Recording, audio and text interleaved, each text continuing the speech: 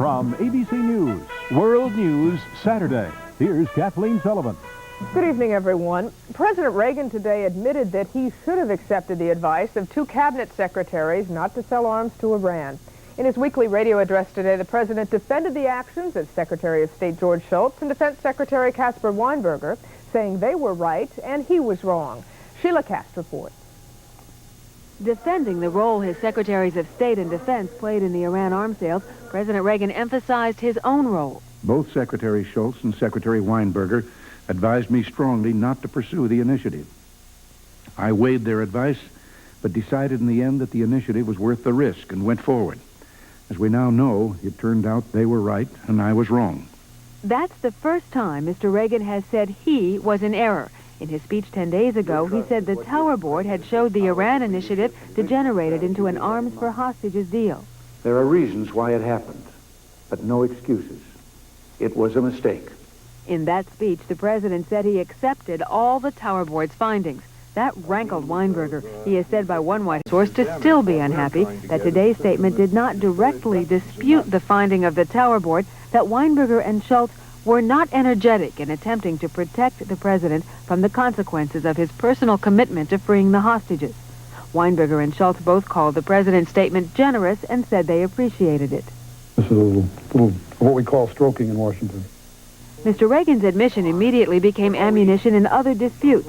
A Democratic backer of suspending aid to the Contras said the president had indicated he should have listened more closely to some of his advisors on Iran. Mr. President, today we're asking you to listen more closely to the American people about Central America. The American people don't want bungled secret operations in Nicaragua. Mr. Reagan said his commitment is rock solid. I will fight any effort to cut off support for the Nicaraguan freedom fighters and consign them to death or defeat. The president's congressional opponents argue the issue is not abandoning the Contras, but answering the questions about money and power raised by the Iran-Contra affair. Sheila Cast, ABC News, the White House. Vice President George Bush today said the biggest problem in the Iran arms deal was poor planning. Bush spoke at a forum in New Hampshire today, attended by 6 other Republican presidential hopefuls. Barry Serafin reports. Bush worked the partisan crowd in campaign style at a luncheon, but in what aides said was an effort to separate himself from the GOP pack and take on the aura of an incumbent, he stayed away from politics. Instead, he delivered a passionate defense of the CIA and covert action, but not, he said, the kind of actions in the Iran affair. They make sense only when properly planned, and that was the problem, frankly, with the NSC running the Iran initiative. CIA experts never had a chance to bring that full range of expertise to bear.